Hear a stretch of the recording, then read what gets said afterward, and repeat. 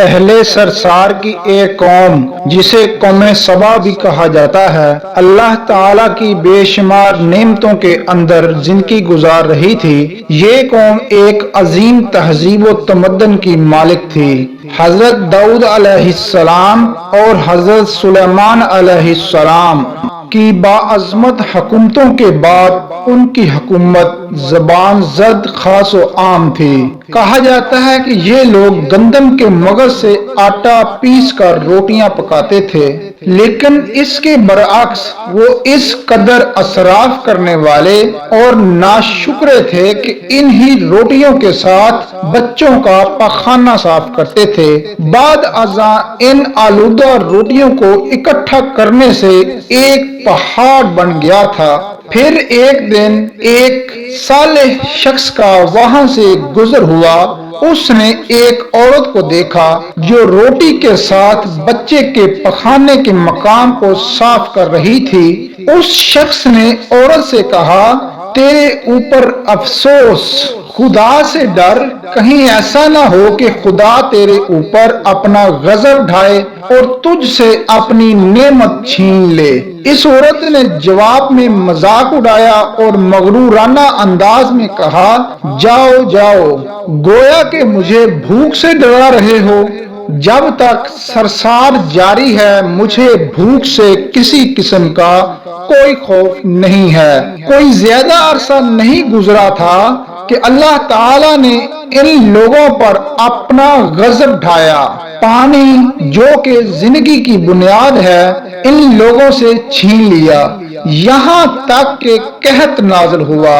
بات یہاں تک پہنچ گئی کہ ان کی ذخیرہ کی ہوئی تمام غذا ختم ہو گئی۔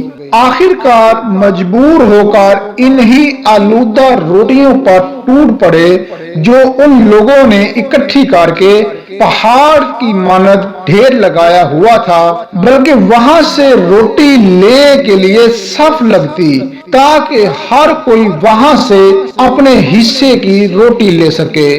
کفران نعمت، قحط اور ان کی بدحالی کے بارے میں متعدد روایات موجود ہیں۔ اللہ پاک نے یوں ارشاد فرمایا ہے، جس کا ترجمہ یہ ہے، اور اللہ نے اس بستی کی بھی مثال بیان کی ہے جو محفوظ اور مطمئن تھی۔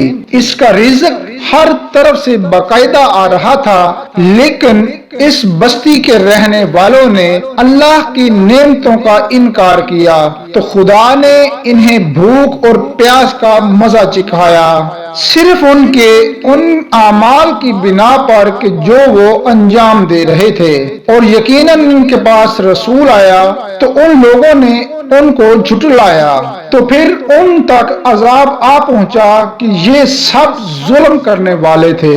اسی قوم سبا کے بارے میں ایک اور واقعہ بیان ہوتا ہے کہ ان لوگوں نے اپنی زراعت کو بہتر طور پر کاشت کرنے کے لیے پانی ذخیرہ کرنے کی خاطر دو پہاڑوں کے درمیان ایک بہت بڑا باندھ تعمیر کیا ہوا تھا۔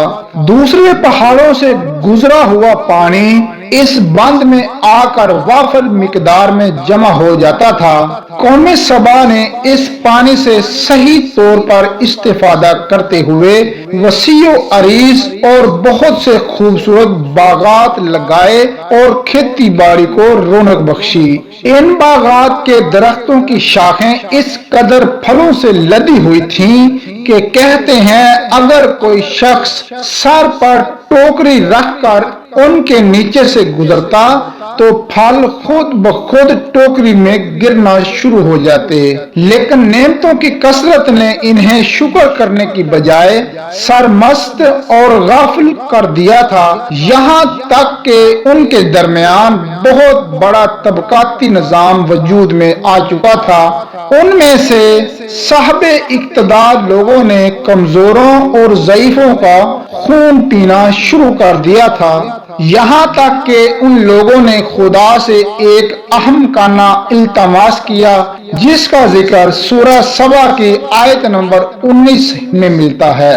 انہوں نے کہا، خدایا ہمارے سفروں کے درمیان فاصلہ زیادہ کر دے۔ انہوں نے اللہ تعالیٰ سے یہ التماس اس لیے کیا تاکہ غریب اور ثروت مند لوگ ان کے ہمراہ سفر نہ کر سکیں۔ ان کی خواہش یہ تھی کہ آبادیوں کے درمیان خشکی ہو اور فاصلہ بہت زیادہ ہو تاکہ تہی دست اور کم آمدنی والے لوگ ان کی طرح سفر نہ کر سکیں۔ اللہ تعالیٰ نے ان مغرور پیٹ کے پجاریوں پر اپنا غضب نازل کیا۔ بعض روایتوں کے مطابق ان مغرور لوگوں کی آنکھوں سے دور صحرائی چوہوں نے مارب نامی بند کی دیواروں پر حملہ کر کے انہیں اندر سے کھوکھلا کر دیا۔ اوپر سے بارشیں بھی زیادہ ہوئیں جن کی وجہ سے سیلاب آ گیا اور اس بند میں پانی بہت زیادہ اکٹھا ہو گیا۔ اچانک بند کی دیواریں ٹوٹی، اس سے ایک بہت بڑا سیلاب آیا جس میں تمام دیہات، آبادیاں، مال مویشی، باغات، کھیتیاں، ان کے محل اور گھر پانی میں غرق ہو کر نابود ہو گئے۔ ان کے باغات اور زراعت میں سے صرف بیری کے درخت اور کچھ جھاڑیاں بچی تھیں۔ خوشالحال پرندے وہاں سے کوچ کر گئے تھے، جبکہ الوؤں اور کووں نے قوم سبا کے کھنڈرات میں اپنے گھونسلے بنائے تھے۔ اس بات کا ذکر سورہ سبا کی آیت نمبر 15 اور 16 میں ملتا ہے، اور آخر میں سورہ سبا کی آیت نمبر 17 میں قرآن کریم نے اس واقعے کا یوں نتیجہ نکالا ہے: یہ ہم نے ان کی ناشکری کی سزا دی ہے اور ہم ناشکروں کے علاوہ کسی کو سزا نہیں دیتے ہیں۔